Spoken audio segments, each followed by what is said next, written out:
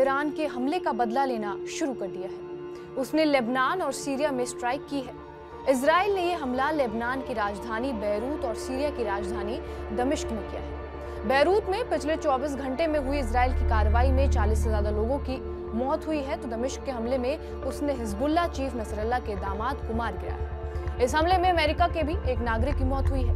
1 अक्टूबर को इजराइल पर हमला करने के बाद ईरान अपना सीना ठोक रहा था और उसके बाद से ही पूरी दुनिया की नजर इजराइल के अगले कदम पर थी। ईरान के इस अटैक के बाद से ही पूरी दुनिया में हलचल मच गई है। इससे इजराइल में रात भर चीख पुकार मची रही और इसके बाद इजरायली प्रधानमंत्री बेंजामिन नेतन्याहू ने यह कहा था कि ईरान ने उनके देश के ऊपर हमला करके बड़ी गलती कर दी है और उसे इसकी कीमत चुकानी होगी। कहा जा रहा है कि ईरान के मिसाइल हमले के जवाब में इजराइल ईरान के परमाणु स्थल को निशाना बना सकता है।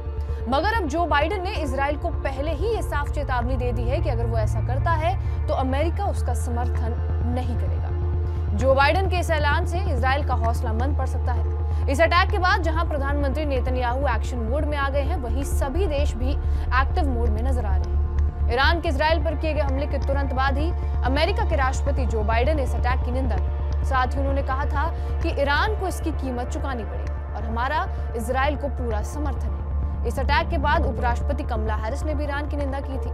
एक तरफ जहां राष्ट्रपति जो बाइडेन लगातार इजराइल को ईरान के अटैक को लेकर समर्थन कर रहे हैं, वहीं दूसरी तरफ बाइडेन ने इस एक चीज पर अपने कदम पीछे ले लिए हैं। दरअसल बुधवार को इन्हीं हमलों को देखते हुए G7 की एक इमरजेंसी मीटिंग बुलाई गई और इस मीटिंग में राष्ट्रपति बाइडेन ने इजराइल को ईरान के हमले के जवाब में उसके परमाणु स्थलों पर किसी भी तरह का अटैक करने का विरोध किया है। बाइडेन ने कहा, अमेरिका इजराइल का पूरी तरह समर्थन करता है।